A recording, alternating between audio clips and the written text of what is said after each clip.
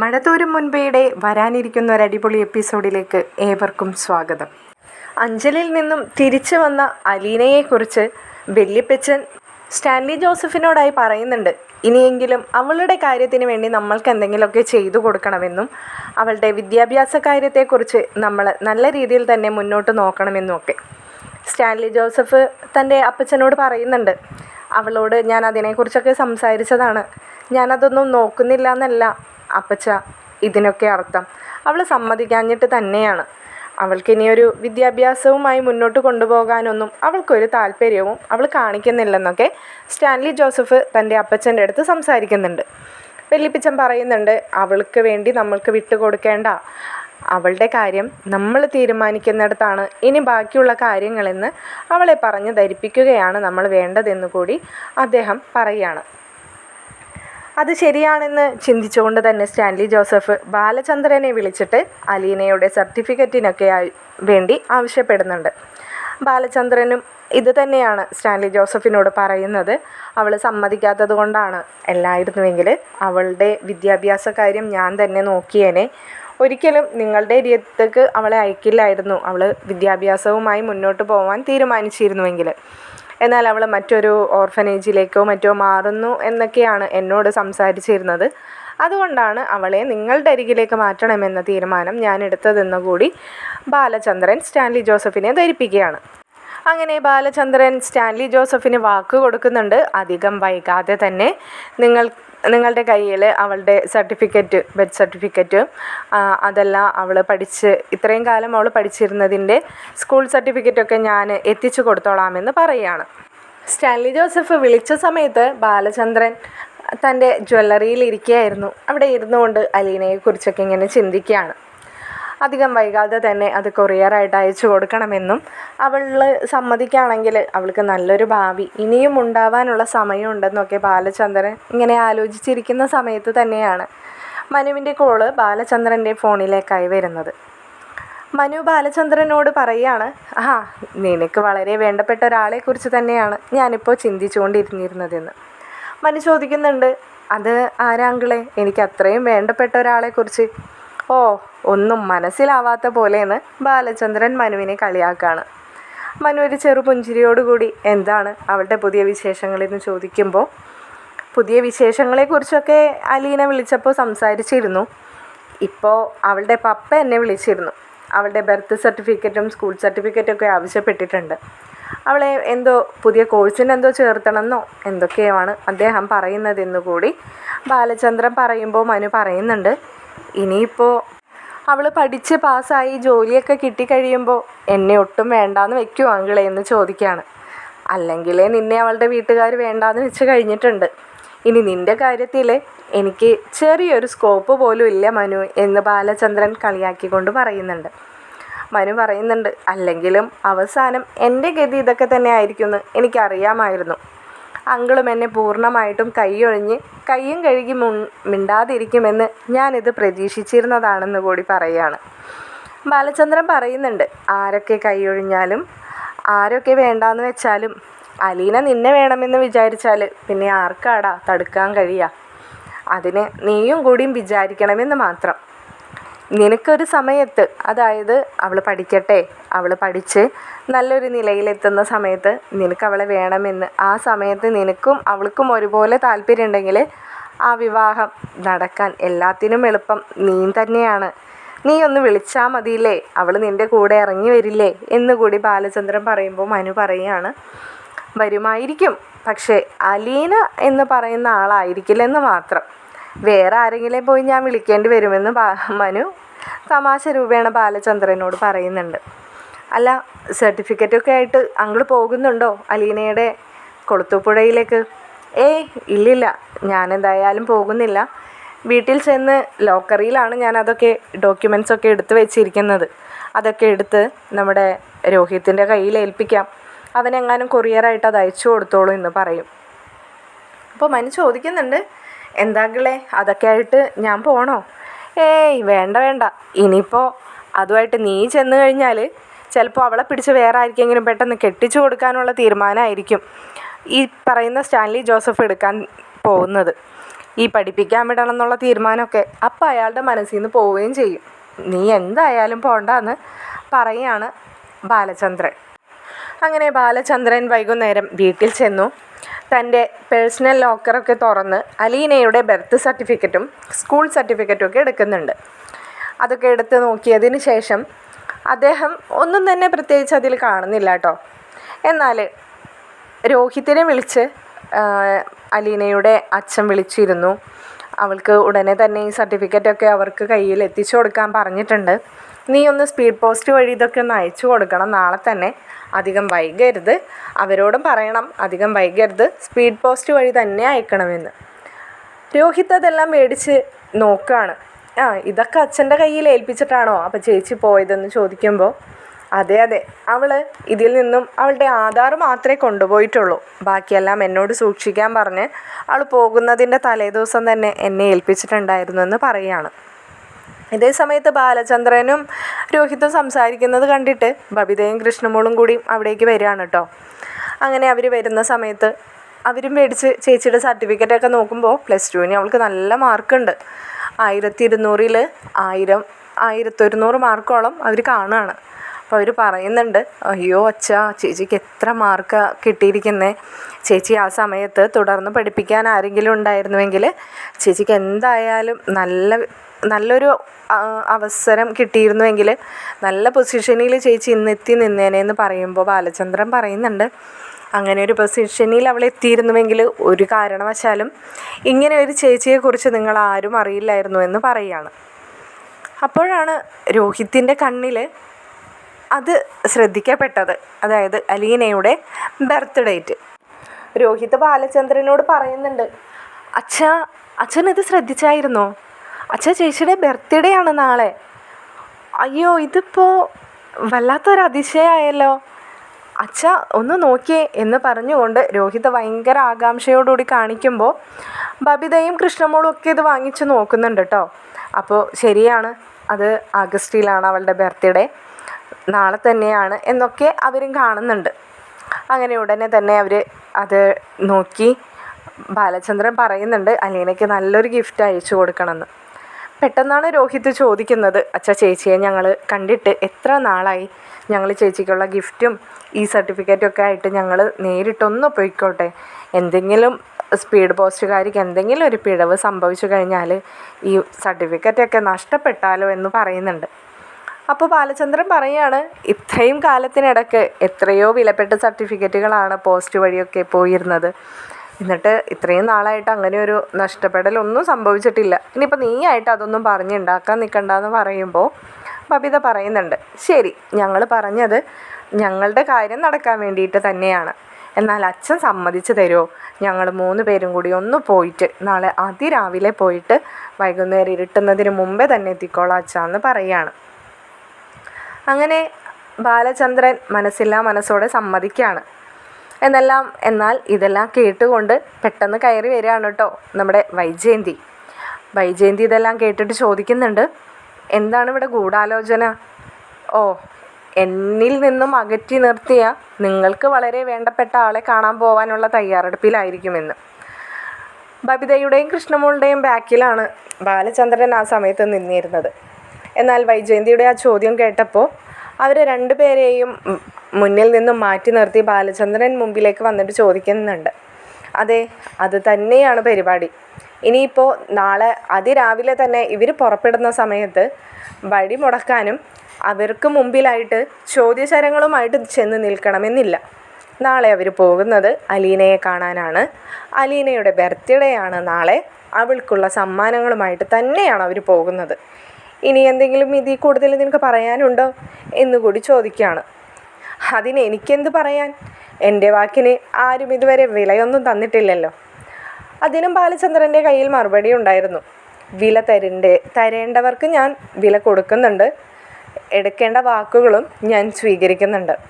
പിന്നെ നീ എന്ന് പറയുന്ന ഒരാൾ ഇവിടെ ഉള്ളതും ഇല്ലാത്തതും എനിക്ക് കണക്ക് തന്നെയാണ്. ഒരു പിടി അരി കൂടുതൽ ഈ വീട്ടിലിടുന്നു എന്ന് മാത്രം. അതിൽ സാമ്പാർ വയ്ക്കുമ്പോൾ 2 കഷ്ണം വെണ്ടയ്ക്കയും കൂടുതലിട്ട് പോകുന്നുണ്ടാകും. അത് മാത്രമാണ് ഈ വീട്ടിൽ നീ വന്നതിന് ശേഷം പ്രത്യേകിച്ച് സംഭവിച്ചിട്ടുള്ളത്.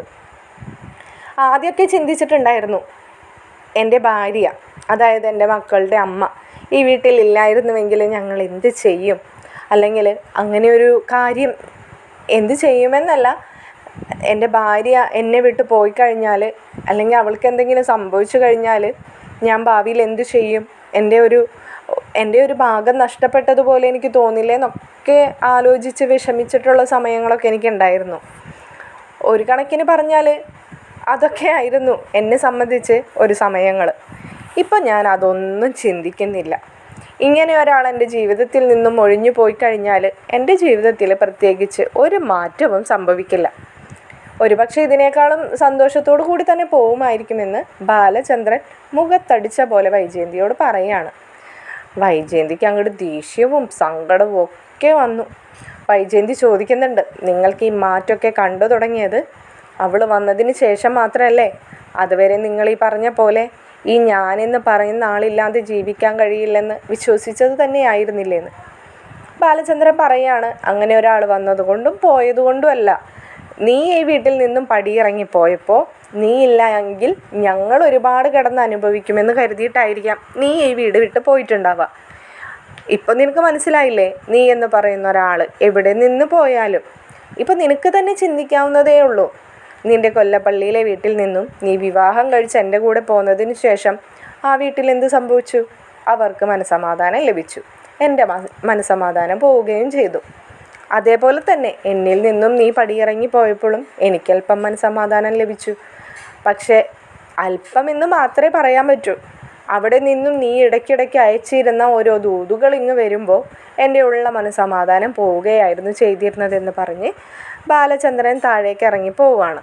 വൈജയന്തി വളരെ കലിപൂണ്ട ഒരവസ്ഥയിൽ നിന്നിട്ട് തൻ്റെ മക്കളുടെ മുഖത്തേക്ക് ഇങ്ങനെ നോക്കുന്നത് കാണുമ്പോൾ ബബിത പറയുന്നുണ്ട്, ഞങ്ങളെ നോക്കി ഇനി കണ്ണൊന്നും ഉരുട്ടാൻ നിൽക്കണ്ട. അമ്മ കൂടി ഇപ്പോൾ ഇങ്ങോട്ട് കയറി വന്നത് ഞങ്ങൾക്ക് വലിയ അനുഗ്രഹമായി മാറി. കാരണം എന്താണെന്ന് വെച്ചാൽ അച്ഛൻ മനസ്സില്ലാ മനസ്സോടെയാണ് അലീന ചേച്ചിയെ കാണാൻ പോകാനുള്ള അനുവാദം ഞങ്ങൾക്ക് തന്നുകൊണ്ടിരുന്നത്. അമ്മ വന്നപ്പോൾ പെട്ടെന്ന് അച്ഛൻ സമ്മതിച്ച് തരികയും ചെയ്തു. എന്തായാലും ആ കാര്യത്തിൽ അമ്മയോട് ഞങ്ങൾ നന്ദി പറയുകയാണ്. പിന്നെ അമ്മ നിന്ന് ഈ കണ്ണുരുട്ടുന്നത് എന്തിനാണെന്നൊക്കെ ഞങ്ങൾക്കറിയാം. അമ്മയുടെ കണ്ണുരുട്ടലൊന്നിന് ഞങ്ങളേറെ നടക്കാൻ പോകുന്നില്ല.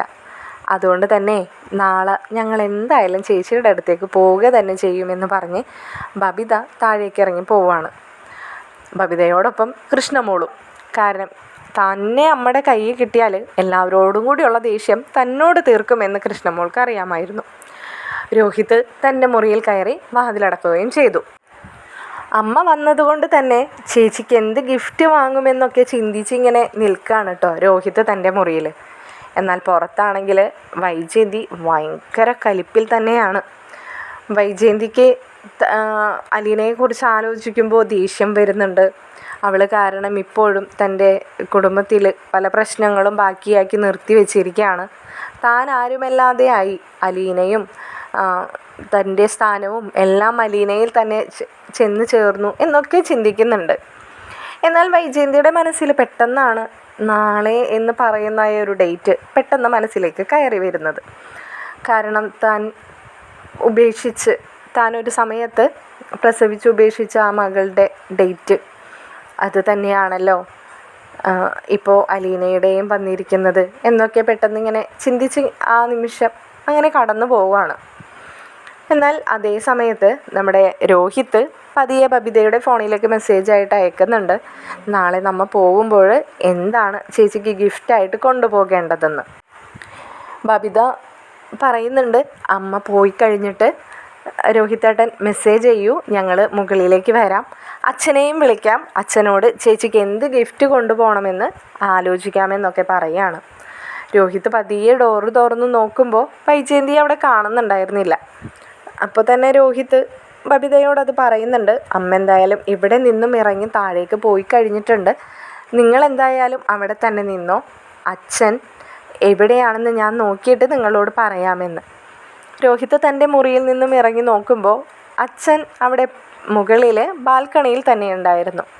അച്ഛനോട് ചെന്നിട്ട് രോഹിത് ചോദിക്കുന്നുണ്ട്, അച്ഛൻ എന്താ ഈ ആലോചിച്ച് നിൽക്കുന്നതെന്ന്. അപ്പോൾ അച്ഛൻ പറയാണ്, നിങ്ങൾ നാളെ അവിടെ പോകണോ വേണ്ടയോ എന്നാണ് ഞാനിങ്ങനെ ആലോചിക്കുന്നതെന്ന് പറയുമ്പോൾ രോഹിത് പറയുന്നുണ്ട്, അച്ഛാ അങ്ങനെ പറയരുത്. ദേ അവർ പോവാനുള്ള പ്ലാനിങ് ഒക്കെ ഇട്ട് കഴിഞ്ഞു. അവരവിടെ നാളെ രാവിലെ തന്നെ പോകേണ്ട പ്ലാനിങ്ങും റെഡി ആവാനുള്ള കാര്യങ്ങളൊക്കെ തയ്യാറാക്കിക്കൊണ്ടിരിക്കുക. അവർക്കിനി വിഷമാവും കേട്ടോ എന്നുകൂടി പറയുമ്പോൾ ബാലചന്ദ്രൻ പറയുന്നുണ്ട്, നമ്മളങ്ങനെ കയറി ചെല്ലുന്നത് ശരിയാണെന്ന് നിനക്ക് തോന്നുന്നുണ്ടോ എന്ന് ചോദിക്കുമ്പോൾ രോഹിത് പറയാണ്, മുൻപൊരിക്കലും ഞാൻ അവിടെ പോയപ്പോൾ വളരെ നല്ല അനുഭവമല്ലേ അച്ഛാ എനിക്കുണ്ടായത്. പിന്നെ എന്തുകൊണ്ടാണ് പോകണ്ടെന്ന് അച്ഛൻ പറയുന്നത്? അതൊന്നും കുഴപ്പമില്ല, അതെന്തായാലും ചേച്ചിയുടെ വീടാണല്ലോ. അല്ലെങ്കിൽ തന്നെ അതുകൊണ്ട് ഇപ്പം എന്താ കുഴപ്പം? ഞങ്ങൾ ചെല്ലുമ്പോൾ അവിടെയുള്ളവർ ഞങ്ങളോട് വളരെ സ്നേഹത്തോട് കൂടി തന്നെയാണ് പെരുമാറുന്നത്. അതെ, കൃഷ്ണമോളും ബബിതയും ഇപ്പോൾ അച്ഛൻ്റെ അടുത്തേക്ക് ഇങ്ങ് വരും. അവർ നാളെ ചേച്ചിക്ക് എന്ത് ഗിഫ്റ്റ് കൊണ്ടുപോകണമെന്ന് പ്ലാൻ ചെയ്യാൻ വേണ്ടിയിട്ടാണ് വരുന്നത്. ഈ സമയത്ത് അച്ഛൻ ആവശ്യമില്ലാത്തതൊന്നും പറയരുത്. അങ്ങനെ രോഹിത്ത് വിളിച്ച് ബബിതയോടും കൃഷ്ണമോളോടും മുകളിലെ ബാൽക്കണിയിലേക്ക് വരാനായിട്ട് ആവശ്യപ്പെടുന്നുണ്ട്. ഇത് കേട്ടതും അവർ പതിയെ ഡോറ് തുറന്ന് മുകളിലേക്ക് പതിയെ കയറുകയാണ് കേട്ടോ. ചെല്ലുമ്പോൾ തന്നെ ബാലചന്ദ്രനോട് കൃഷ്ണമോള് പറയുന്നുണ്ട്, ചേച്ചിക്ക് നല്ലൊരു ഗിഫ്റ്റ് തന്നെ കൊണ്ടേ കൊടുക്കണം, അച്ഛൻ തന്നയച്ചതാണെന്നൊക്കെ ഞങ്ങൾ പറഞ്ഞോളാം എന്ന് പറയുന്നുണ്ട്. ബാലചന്ദ്രൻ പറയുന്നുണ്ട്, വല്ലാണ്ട് സോപ്പൊന്നും ഇടാൻ നിൽക്കണ്ട, എന്നാൽ അങ്ങനെ തന്നെ ആവട്ടെ. നിങ്ങളൊരു കാര്യം ചെയ്യ്, ഗോവർദ്ധൻ അങ്കിളിനെ വിളിച്ചിട്ട് അതിരാവിലെ വന്ന് ജ്വല്ലറി തുറന്ന് ഇപ്പോഴത്തെ പുതിയ മോഡലിലുള്ളൊരു നെക്ലസ് തന്നെ പാക്ക് ചെയ്ത് തരാൻ പറ. നിങ്ങൾക്ക് ചേച്ചിക്ക് കൊടുക്കാനാണെന്നും കൂടി പറഞ്ഞാൽ മതി. ബാക്കി കാര്യങ്ങളൊക്കെ ഞാൻ വിളിച്ച് ഗോവർദ്ധനോട് പറഞ്ഞോളാമെന്ന് പറയുന്നുണ്ട്. ഇത് കേട്ടപ്പോൾ ബബിതയ്ക്കും കൃഷ്ണമോൾക്കും വലിയ സന്തോഷമായിട്ടോ. അപ്പോൾ രോഹിത്തും പറയുന്നുണ്ട്, ഞാൻ തന്നെ ഡ്രൈവ് ചെയ്താൽ പോരെ അച്ഛാ, നമ്മുടെ കാർ എടുത്തോട്ടെ എന്ന് ചോദിക്കുമ്പോൾ ബാലചന്ദ്രനും പറയുന്നുണ്ട്, നീ പതിയെ ഡ്രൈവ് ചെയ്ത് പോകുന്നുണ്ടെങ്കിൽ നിൻ്റെ കാർ തന്നെ എടുത്തോ, കുഴപ്പമൊന്നുമില്ല എന്ന് പറയാണ്. അങ്ങനെ അവർ വലിയ സന്തോഷത്തിലാണ്. എന്നാൽ ബാലചന്ദ്രൻ രോഹിത്തിനോടും ബബിതയോടും പറയുന്നുണ്ട്, നിങ്ങൾ ഈ വിവരമൊന്ന് മനുവിനെയും കൂടി വിളിച്ച് പറഞ്ഞോ, അല്ലെങ്കിൽ തന്നെ മനുവിന് അലീനയുടെ കാര്യത്തിൽ വലിയ വിഷമമാണ്. ഇനി ഇത് നമ്മൾ അറിഞ്ഞിട്ട് അവനോട് പറഞ്ഞില്ല എന്നുള്ള പരാതി വേണ്ട എന്ന് പറയുന്നുണ്ട്. ബാലചന്ദ്രൻ അത് പറഞ്ഞ് ഗുഡ് നൈറ്റും പറഞ്ഞ് മുകളിൽ റൂമിലേക്ക് പോകുകയാണ്. ഈ സമയത്ത് രോഹിത്ത് തൻ്റെ ഫോണിൽ നിന്ന് മനുവിൻ്റെ ഫോണിലേക്ക് വിളിക്കുകയാണ് കേട്ടോ. മനു ഇതേ സമയത്ത് കമലയുമായിട്ട് ഹരിയുടെ കാര്യങ്ങളൊക്കെ സംസാരിച്ചു കൊണ്ടിരിക്കുകയാണ്. അപ്പോൾ കമല കാണുന്നുണ്ട് രോഹിത്തിൻ്റെ കോള് വരുന്നത്. കമല ഇപ്പോൾ അവിടെ തന്നെ ഇരിക്കുന്നുണ്ട്, മാറിയൊന്നും പോവാൻ നിന്നില്ല. എന്നാൽ മനു കോൾ അറ്റൻഡ് ചെയ്യുന്നുണ്ട്. രോഹിത് പെട്ടെന്ന് തന്നെ മനുവിനോട് ചോദിക്കുകയാണ്, മനുവേട്ടനിപ്പോൾ ഫ്രീ ആണോ? മനുവേട്ടനോട് ഒരു പ്രധാനപ്പെട്ട കാര്യം പറയാൻ വേണ്ടി വിളിച്ചാണെന്ന്. മനു പറയുന്നുണ്ട്, അതെ ഫ്രീ ആണ്. എന്താ, എന്തെങ്കിലും സീരിയസ് ആണോ? ഞങ്ങൾക്ക് അധികം സീരിയസ് അല്ല, പക്ഷേ ഇത് കേൾക്കുമ്പോൾ മനുവേട്ടന് അല്പം സീരിയസ് ആവാനുള്ള സാധ്യതയുണ്ടെന്ന് പറയുകയാണ്. അപ്പോൾ മനു ചോദിക്കുന്നുണ്ട്, അതെന്താടാ അങ്ങനെ? അതെ, മനുവേട്ടന് വളരെ വേണ്ടപ്പെട്ട ഒരാളെക്കുറിച്ച് പറയാൻ വേണ്ടിയിട്ടാണ് ഞങ്ങൾ വിളിക്കുന്നത്. എന്നാൽ പിന്നെ പെട്ടെന്ന് തന്നെ പറഞ്ഞോ, അതാരാ? എനിക്ക് വളരെ വേണ്ടപ്പെട്ട ആൾ. അത് ശരി, അതിപ്പോൾ ഞങ്ങൾ തന്നെ പറഞ്ഞു തരണോ? ഒവ്വേ, നിങ്ങൾ പറയാൻ പോകുന്ന കാര്യവും നിങ്ങൾ ആരെക്കുറിച്ചാണ് പറയാൻ പോകുന്നതെന്നൊക്കെ എനിക്ക് മനസ്സിലായി. നിങ്ങൾ പറയാൻ പോകുന്നത് അലീനയെക്കുറിച്ചാണെന്നും അലീന എന്തോ തുടർ പഠനത്തിനായിട്ട് അവളുടെ പപ്പ അവളെ എന്തോ അഡ്മിഷൻ എടുക്കാനോ എന്തൊക്കെയോ ചെയ്യാനുള്ള തീരുമാനത്തിലാണെന്നൊക്കെ ബാലചന്ദ്രൻ അങ്കിൾ പറഞ്ഞിരുന്നു. ഇതെല്ലാം കേട്ടിരിക്കുകയാണ് കേട്ടോ അരികത്ത് തന്നെ കമലയ്ക്ക് ഇതൊന്നും പിടിക്കുന്നില്ല, പ്രത്യേകിച്ച് അലീനയെക്കുറിച്ചാണല്ലോ. അപ്പോൾ ഒന്നും കൂടിയും ഇങ്ങനെ അതെന്താണെന്ന് ശ്രദ്ധിക്കാൻ വേണ്ടി തന്നെ ഇങ്ങനെ ഇരിക്കുകയാണ്.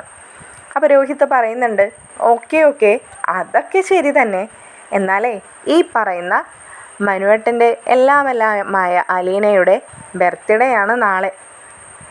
അതെയോ?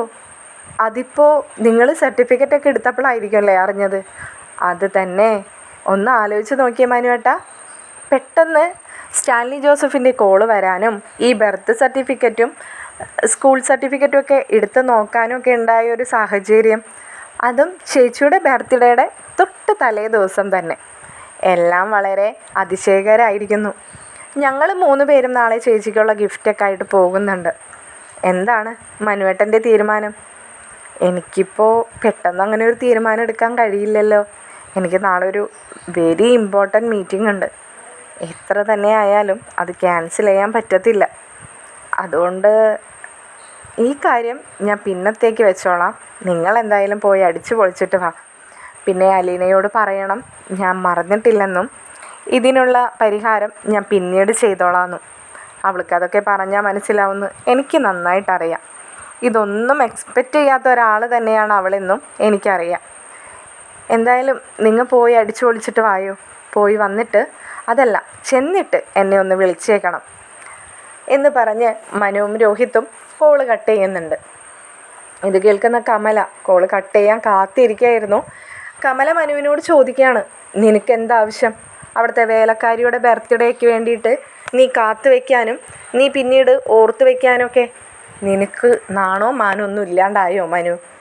എൻ്റെ പൊന്നാരമ്മേ, ഈ പറഞ്ഞത് തന്നെ ഇങ്ങനെ പറഞ്ഞുകൊണ്ടിരിക്കാൻ അമ്മയ്ക്കല്ലേ ഇപ്പം നാണോ മാനോ ഇല്ലാത്തത്? അമ്മ എത്രയോ വട്ടം എന്നോട് ഈ കാര്യത്തെക്കുറിച്ച് സംസാരിച്ചിരിക്കുന്നു. ഇതിനുള്ള മറുപടിയും ഞാൻ അമ്മയ്ക്ക് തരികയും ചെയ്തിട്ടുണ്ട്. വീണ്ടും വീണ്ടും അമ്മ ഇത് തന്നെയാണ് ഇങ്ങനെ പറഞ്ഞുകൊണ്ടിരിക്കുന്നത്. ഇതിങ്ങനെ പറഞ്ഞുകൊണ്ടിരുന്നു എന്ന് വിചാരിച്ചിട്ട് എൻ്റെ മനസ്സിൽ ഇപ്പോൾ അവളോടുള്ള സ്നേഹമോ അല്ലെങ്കിൽ അവളെ എങ്ങനെയാണ് ഞാൻ കാണുന്നതെന്നോ അതിലൊന്നും ഒരു മാറ്റം സംഭവിക്കാൻ പോകുന്നില്ല. അതെ അതെ, നാണം കെട്ടവൻ്റെ ഞാനൊന്നും പറയുന്നില്ല. ഒരേ പഴംചൊല്ലുണ്ട്, ആല് മുളച്ചാലേ അതും ഒരു തണലാക്കി മാറ്റുന്നു എന്ന് പറഞ്ഞ പോലെയാണ് നീയും നിൻ്റെ അലീനയുടെയൊക്കെ ഒരേ കഥകൾ, ഇങ്ങനൊരു നാണം കെട്ട ജന്മങ്ങൾ എന്ന് പറഞ്ഞുകൊണ്ട് കമൽ അവിടെ നിന്നും എഴുന്നേറ്റ് പോവാൻ തീരുമാനിക്കുകയാണ്. പോകുന്നതിന് മുമ്പായിട്ട് മനുവിനോട് പറയുന്നുണ്ട്, ഇതൊക്കെ എവിടം വരെയും പോകുമെന്നേ നമുക്ക് കണ്ടുതന്നെ അറിയാടാ നിൻ്റെ ഒരു അടുക്കളക്കാരിയോടുള്ള പ്രേമം. ദേഷ്യം വന്ന് മനു തൻ്റെ കയ്യിലിരുന്ന പേന വലിച്ചെറിയുന്നുണ്ട് കേട്ടോ. ഇത് കാണുമ്പോൾ കമല അവനോടായി ചോദിക്കുന്നുണ്ട്, തോന്നും നിനക്കിപ്പോൾ എന്നെ തല്ലാനും എന്നെ ഇവിടെ നിന്ന് ഇറക്കി വിടാനും ഒക്കെ തോന്നും. ഇതൊക്കെ അവളുടെ കുബുദ്ധി തന്നെയാണ്. അവളെന്ന് പറയുന്ന ജന്മം ആ വീട്ടിലും ഈ വീട്ടിലൊക്കെ കയറി വന്നതിന് ശേഷം നാശം മാത്രമല്ലേ സംഭവിച്ചിട്ടുള്ളൂ. കൂടുതലൊന്നും എന്നെക്കൊണ്ട് പറയിപ്പിക്കാൻ നിൽക്കണ്ട നീ എന്ന് പറഞ്ഞുകൊണ്ട് കമൽ അങ്ങ് താഴേക്ക് ഇറങ്ങിപ്പോവുകയും ചെയ്തു. മനുവിന് ആകെ വിഷമാണ് തോന്നുന്നത്. എന്ത് ചെയ്യണമെന്നോ എന്ത് പറയണമെന്നോ മനുവിന് അറിയാത്ത ഒരവസ്ഥ. എന്നാൽ പെട്ടെന്ന് മനുവിൻ്റെ മനസ്സിലേക്ക് അലീനയുടെ മുഖം തന്നെയാണ് കടന്നു വന്നത്. അതിൽ പെട്ടെന്ന് തൻ്റെ ഫോണെടുത്ത് അവളുടെ ഒരു ഫോട്ടോ നോക്കി ഇങ്ങനെ നിൽക്കുകയാണ്. അലാം സെറ്റ് ചെയ്തു 12 മണിക്ക് തന്നെ അലീനയ്ക്ക് ഒരു ബർത്ത്ഡേ വിഷ് ചെയ്യാൻ വേണ്ടിയിട്ട്. മറന്നു പോവരുതല്ലോ, തൻ്റെ ജീവിതത്തിലേക്ക് അലീന കടന്നു വന്നിട്ടുള്ള ആദ്യത്തെ ബർത്ത്ഡേ അല്ലേ എന്നുകൂടി മനു മനസ്സുകൊണ്ട് ചിന്തിക്കുകയാണ്. എന്നാൽ ഇതേ സമയത്ത് കമലയ്ക്ക് വെറുതെ ഇരിക്കാൻ കഴിയത്തില്ലല്ലോ. കമല ചെന്ന് റൂമിൽ ചെന്നിട്ട് ഇങ്ങനെ ആലോചിച്ച് തല പുകഞ്ഞുകൊണ്ടിരിക്കുകയാണ്. ഒരു വേലക്കാരിക്ക് വേണ്ടിയിട്ടുള്ള ബർത്ത്ഡേ ഗിഫ്റ്റ് എന്തൊക്കെയാണ്? ജ്വല്ലറി ആയിരിക്കും കൊണ്ടുപോയി കൊടുക്കാൻ പോകുന്നത്. 10-20 പവൻ്റെ സ്വർണ്ണമല്ലേ വേലക്കാരി പിരിഞ്ഞു പോയപ്പോൾ കൊടുത്തു വിട്ടിരിക്കുന്നത്. ഇനിയും കൊണ്ടുപോയി കൊടുക്കാൻ മാത്രം ഖനികളിങ്ങനെ വാരിക്കൂരി ഇട്ടിരിക്കുകയല്ലേ ബാലചന്ദ്രൻ, ജ്വല്ലറി ആയിട്ടും തുണിക്കടയായിട്ടും ഒക്കെ. ഇവൾക്ക് വേണ്ടി മാത്രം ചെയ്തിട്ട പോലെയാണ് ബാലചന്ദ്രൻ്റെ പെരുമാറ്റങ്ങളൊക്കെ. ഇങ്ങനൊരു നാണില്ലാത്ത കുറേ മനുഷ്യന്മാർ ഉള്ളൊരു കുടുംബം ഇതുവരെ ഞാൻ കണ്ടിട്ടില്ലെന്നൊക്കെ സ്വയം ഇങ്ങനെ പിറുപിറുത്തുകൊണ്ടിരിക്കുകയാണ് കമല. കമലയുടെ പിറുപിറുക്കലൊക്കെ കേട്ടിട്ട് രജനി അവിടേക്ക് കടന്നു വരികയാണ് കേട്ടോ. അവൾ വന്ന് ചോദിക്കുന്നുണ്ട്, അമ്മയ്ക്കിപ്പോൾ ഭ്രാന്ത് പുറത്തേക്ക് ചാടി തുടങ്ങിയോ? മുമ്പ് ചെറുതായിട്ടേ ഉണ്ടായിരുന്നുള്ളേ, അതുകൊണ്ട് ചോദിച്ചതാ. ദേ രജനിനെ, എൻ്റെ വായിലിരിക്കുന്നത് നീയൊന്നും കേൾക്കാൻ നിൽക്കണ്ട. നീയേ നിൻ്റെ ചേട്ടൻ്റെ ഭ്രാന്ത് മാറ്റാനുള്ള എന്തെങ്കിലും മരുന്നുണ്ടോയെന്ന് കണ്ടുപിടിച്ചിട്ട് വാ. അവനെയാണ് അടുക്കളക്കാരിയോട് മൂത്ത പ്രേമവും ഭ്രാന്തൊക്കെ കയറി നടക്കുന്നത്. നീ അറിഞ്ഞില്ലേ നാളെ ആ അടുക്കളക്കാരിയുടെ പിറന്നാളാണെന്ന്? ആഹാ, അതെയോ? എൻ്റെ ചേട്ടത്തിയുടെ പിറന്നാളായിട്ട് ഞാൻ അറിഞ്ഞില്ലല്ലോ അമ്മയെന്ന് രഞ്ജിനിയും അമ്മയെ കളിയാക്കിക്കൊണ്ട് പറയുന്നുണ്ട്. ചാടി എഴുന്നേറ്റുകൊണ്ട് കമല പറയുന്നുണ്ട്, ചേട്ടത്തിയോ? ഏത് ചേട്ടത്തി? ദേ രഞ്ജിനി, എൻ്റെ വായിലിരിക്കുന്നതൊന്നും നീ കേൾക്കാൻ നിൽക്കണ്ട. അവളൊരു ചേട്ടത്തി കഥ. അമ്മ എങ്ങനെയൊക്കെ തലകുത്തി മറിഞ്ഞാലും എന്തൊക്കെ സംഭവിച്ചാലും ഏട്ടൻ വിവാഹം കഴിക്കുന്നുണ്ടെങ്കിലേ അത് അലീനയെ തന്നെയായിരിക്കും. അമ്മ അതിനെ ഏട്ടനെ കൊല്ലേണ്ടി വരും അങ്ങനെ ഒരു വിവാഹം നടക്കാതിരിക്കാൻ. അതെ അതെ, അവനെ കൊന്നിട്ടാണെങ്കിലും ഈ വിവാഹം ഞാൻ നടത്തില്ല മോളെ. അതെ, ഒരു ജന്മം കൊടുക്കാന്നുണ്ടെങ്കിലേ അവനെ എനിക്ക് കൊല്ലുന്നതിനും വലിയ കുഴപ്പമൊന്നുമില്ലടി എന്ന് പറയാണ് കമല. അപ്പോൾ രഞ്ജിനി ചോദിക്കുന്നുണ്ട്, അപ്പോൾ ഞാനിനി അച്ഛനോടൊന്ന് പറഞ്ഞേക്കാം ഇളയ മകനെ ഹരിയെ ജയിലിൽ കാണാൻ പോകുമ്പോൾ ഒരു സീറ്റ് കൂടി അപ്പുറത്ത് സെല്ലിലൊന്ന് ബുക്ക് ചെയ്തിട്ടേക്കാൻ. അമ്മയും കൂടി അടുത്ത് തന്നെ ചെല്ലുമല്ലോ, മൂത്ത മകനെയും കൊന്നിട്ട്. കഷ്ടം തന്നെ അമ്മേ, ഇങ്ങനെയൊക്കെ പറയാൻ തന്നെ അമ്മയ്ക്ക് എങ്ങനെയാണ് കഴിയുന്നത്? എൻ്റെ മുഖത്ത് നോക്കി അവനും പറഞ്ഞു ഇത് തന്നെ, നീ ഈ പറഞ്ഞത് തന്നെ. എന്തൊക്കെ സംഭവിച്ചാലും ആർക്കൊക്കെ എന്തൊക്കെ സംഭവിച്ചാലും അവൻ അവളെയും കെട്ടി ഇങ്ങ് വരുമെന്ന്. പിന്നെ ഞാൻ എങ്ങനെയാടി പറയേണ്ടത്? വേലക്കാരിയായി വന്ന് മുത്തശ്ശിയെയും എല്ലാവരെയും വശത്താക്കി കയ്യിലെടുത്തിട്ട് അവളിപ്പോൾ വലിയ കോടീശ്വരിയാണെന്നും പറഞ്ഞ് നടക്കുന്നു എന്ന് പറഞ്ഞുകൊണ്ട് കമല ആകെ ദേഷ്യപ്പെട്ടിരിക്കുകയാണ്. പെട്ടെന്നാണ് കമലയ്ക്കൊരു ബോധോദയം വരുന്നത്. വൈജയെ ഒന്ന് വിളിക്കാം. തന്നെ കൊണ്ട് ആകെ കഴിയുന്നത് വൈജയെ ഒന്ന് ഇളക്കി വിടാമെന്നത് മാത്രമാണ്. അത് തന്നെ അങ്ങ് ചെയ്തേക്കാമെന്ന് കരുതി കമല ഫോണെടുത്ത് വൈജയെ വിളിക്കുന്നുണ്ട്. തുടർന്നുള്ള കഥയുമായി മറ്റൊരു എപ്പിസോഡിലൂടെ കാണാം. നിങ്ങൾക്ക് ഈ ചാനലും വീഡിയോസും ഇഷ്ടപ്പെടുന്നുണ്ടെങ്കിൽ വീഡിയോസ് ലൈക്ക് ചെയ്യാനും ഹൈപ്പ് ചെയ്ത് സപ്പോർട്ട് ചെയ്യാനും മറക്കരുതേ. ശുഭരാത്രി കൂട്ടുകാരെ.